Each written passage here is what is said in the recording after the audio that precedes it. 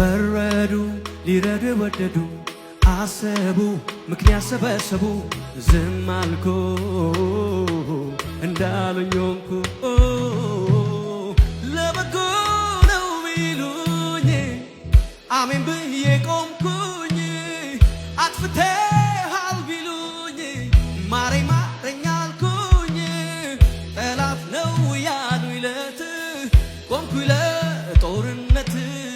የሰው ክፋት ጠቆሙኝ አድነኝ አልጮኩኝ